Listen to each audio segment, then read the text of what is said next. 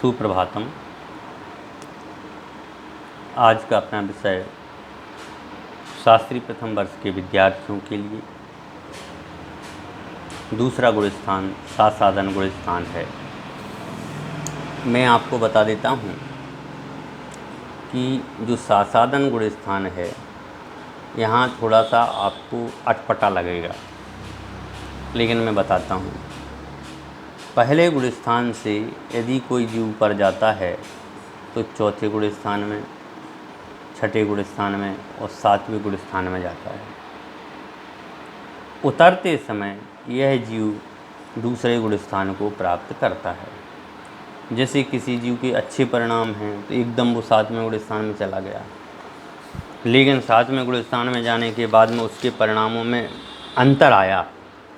तो उसके परिणामों में जो अंतर आया तो उस अंतर के कारण से अंदर में राग उत्पन्न हुआ, और राग उत्पन्न होने के कारण से वह नीचे के गुणस्थान दूसरे गुणस्थान में आ जाता है।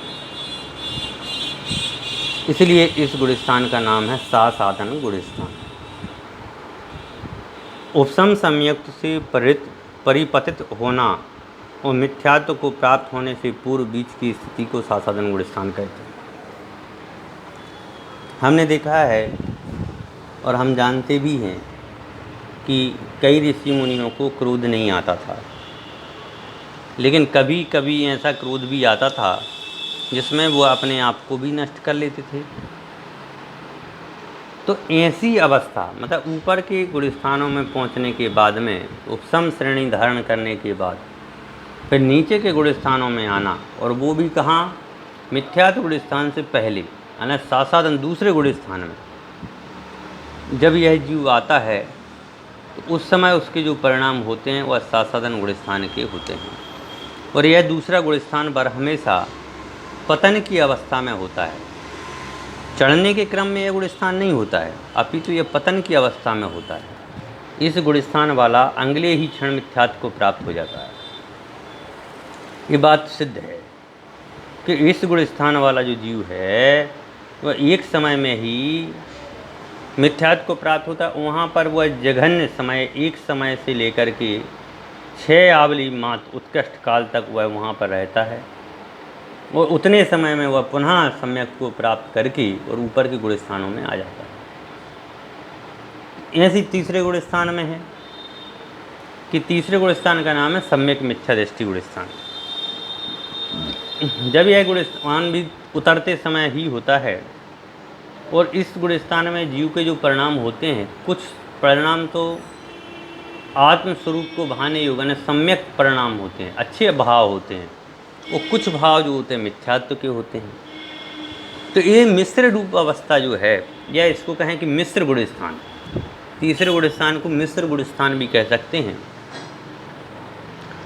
सम्यक से गिरते समय अर्थात मिथ्या से चढ़ते समय एक अंतर्मुहूर्त के लिए इस अवस्था का वेदन संभव है। सम्यक मिथ्यात्व कर्म के उदय से यह गुणस्थान बनता है। श्रद्धान और अश्रद्धान भाव युगपद रहने के कारण इसे मिश्र गुणस्थान भी कहते हैं। इस गुणस्थान की कुछ विशेषताएं हैं कि इस गुणस्थान में श्रद्धान भी रहता है और अश्रद्धान भी रहता है। श्रद्धान और अश्रद्धान रूप अवस्था जो होती है इस तीसरे गुणस्थान में होती है। इस गुणस्थान वाला ना तो सकल संयम वाला होता है न देश संयम वाला होता है, तथा बीच की अवस्था वाला यह गुणस्थान वाला यह जीव होता है। इस गुणस्थान में जीव की मृत्यु नहीं होती, ये भी बहुत अच्छी बात है। चौथे गुणस्थान में जीव की मृत्यु होती है, पर तीसरे गुणस्थान में और दूसरे गुणस्थान में जीव की मृत्यु नहीं होती है। पहला और चौथा गुणस्थान प्राप्त करके ही जीव को मृत्यु की प्राप्ति होती है। या तो पहले गुणस्थान में मृत्यु प्राप्त होगी या चौथे गुणस्थान में मृत्यु को प्राप्त होगा। इस तीसरे गुणस्थान में मृत्यु नाम की कोई चीज़ नहीं है। चौथी बात है कि इस गुणस्थान में आयु कर्म का बंध व मारणांतिक समुद्घात नहीं होता।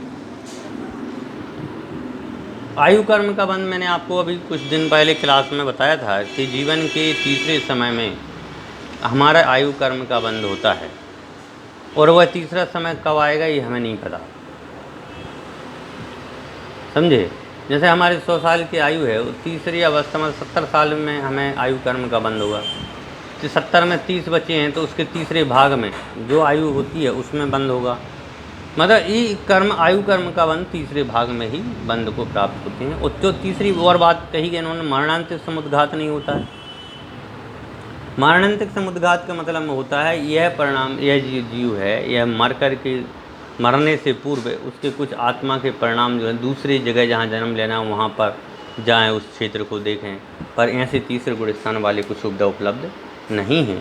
इस प्रकार से आज अपन ने इसकी चर्चा की। आगे की चर्चा चौथे गुण स्थान की कल इसी समय करेंगे। धन्यवाद।